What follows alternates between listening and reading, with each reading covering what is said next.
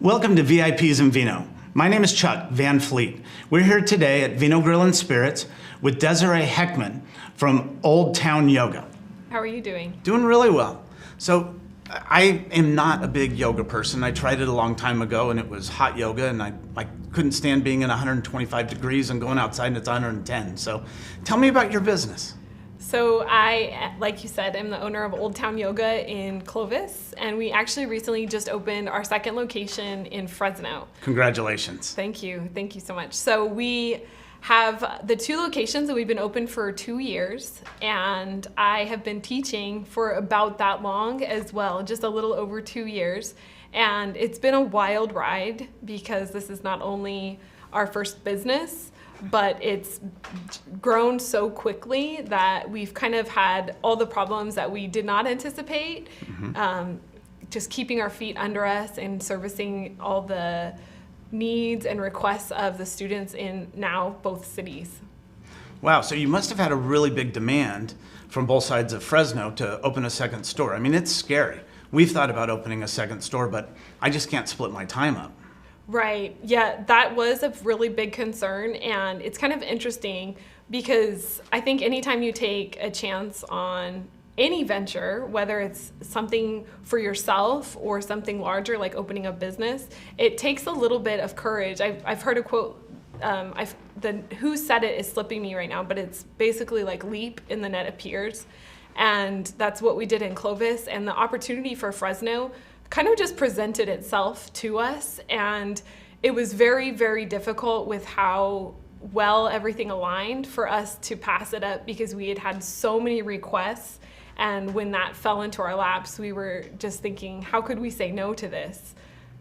Sometimes opportunities just arise and you either take them and take them into heart and jump, or you fail and wish you did. Exactly. So. And I know that a lot of things I regret are things I haven't done, not necessarily the things that I have done, because even if they haven't gone according to plan, I've learned so much from them. So it's been a really incredible experience. And the best part of it is that with yoga, it's something that affects an entire person. So it's looked at as such a physical exercise, and it has tremendous benefits for your physical body of growing strength, flexibility, and it can be done throughout your entire life. Like I've had in one class a 6-year-old and a 65-year-old in the exact same yoga class. And so it can be tailored to anybody, but the benefits beyond the physical self are tremendous because we have such a high stress society lately. People are anxious, they're depressed, they're dealing with a lot of more mental stress than ever before.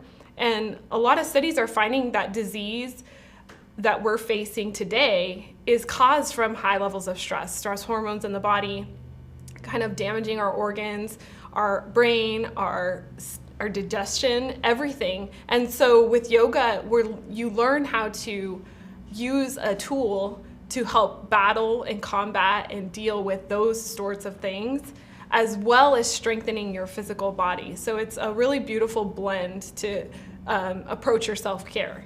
Well, it must be really rewarding for you to watch people go from when they walk in the door and maybe have never done it to a year later and see how their bodies and how their abilities have changed. Yes, it is so rewarding, especially because when you see students come in and they have so much self-doubt and they are physically, unable to maybe touch their toes or to do some sort of movement, and then they start to gain that confidence and it begins to kind of translate into other parts of their lives as well. So it is just an incredible opportunity. I feel so honored, and it's a lot of work, as you know. Yes. To own a business is so much work, and you pour your heart and soul to it. I joke, I have 2 children, but I joke that it's my 3rd child, and you pour everything you have into it, but when it's something that you care so deeply about and you get to connect with people and see their lives being changed by all that work you're putting in, it's just one of the most fulfilling things I've ever done. I agree. Having your own business and doing it right, it is. So, yeah. What question did you have for us today? Yeah, I'm glad you asked, actually, because I'm very curious. Like, what is it that got you into the wine industry? I drank a lot of wine. I loved wine. I loved the passion of it. I was living in Sacramento, and I'd had wine in the past, and I was single up there, and I would drive up to Napa and just try wine all the time. And I got my education from knowing and getting to know everybody up in Napa. And they would teach me about different, Chardonnays or Sauvignon Blancs, or how the different florals come out and the different tastes come out. And it was a lot of fun. Okay. And then when I was dating my wife, we went up there. We both have a passion for wine. We got married in Napa, and I've run other businesses. So we knew that I could run a business. It was just finding something that you're passionate about, something that you want to do. And like with you, I mean, it's like your child. And Yeah. we don't have kids. We have 2 cats, but we have 40 employees, and that's like having 40 kids. Wow. So That's a lot of people to manage. That's incredible. it's a lot. So you were saying that you kind of had a lot of self-education in terms of it wasn't necessarily formal initially with learning how to taste wine. How would you recommend like somebody try to develop like their ability to notice the little notes? Because I've gone wine tasting, but Yep. it's always just been like, that's good, that's good, that's good. The key to wine tasting is tasting more, okay, and really thinking about what you're tasting. You don't have to be, hardcore into it, but what you're tasting, okay, is to you. It's not everybody's going to get the same flavors. They don't have the same experiences of foods or liquids that you've tasted in the past or what you've smelled. So I may get something different out of a wine than you do. Neither one of us are wrong. It's just, we have our own experience.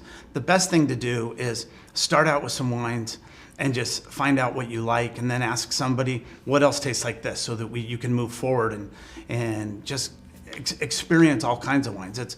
There's so much stuff from Paso Robles and Napa, and then French and Italian, and everything tastes different. It's interesting because it sounds to me, it brought to mind like the mindfulness aspect of yoga, of like being fully in that moment as you're tasting it. You're like tapping into all your senses of smell and texture as you taste, or even the different like aromas, and being really connected to that to notice like the subtleties of the wine. Does that sound right? It absolutely does. I mean, when we go to taste wines for one of our wine dinners, okay, we do a wine dinner that is 5 courses. It's 5 different wines, but there's 5 of us that sit down, and we got our face all the way in this glass, and we're getting the whole nose out of it, and then we're swirling it to open the wine up and get the taste out of it, because we want to pair that wine with the food and the flavors coming out of that food perfectly. And if we do that right, then the people that are at the wine dinner have a better experience. So it's just, you lose yourself into the wine and figuring it out. It's a lot of fun. Is there something you do regularly to kind of keep you on top of your game in the industry, like to be maybe like out in front of any kind of trend or anything like that? I just taste all the wines I possibly can. So people come in, are you looking for a wine from South Africa? Well, I may not be, but you know what? I'm going to try it, so I know what it is, and I can get the smells out of it and things like that. I do know that some sommeliers that have been formally trained and things like that, they will go to farmers markets, okay, and they'll go smell everything there to keep their mind fresh, because you may not get everything in your restaurant, but you can always find something at a farmer's market. Wow, what a cool industry. I feel like yoga and wine too would make a fabulous pair. I don't know many yoga instructors that don't drink wine. Exactly, right. Right? Both calming things. Exactly. So, well, thank you for coming out today. All right, I wish you all the best with your businesses and continued success. Likewise. Thank you so much, Chuck. Thank you.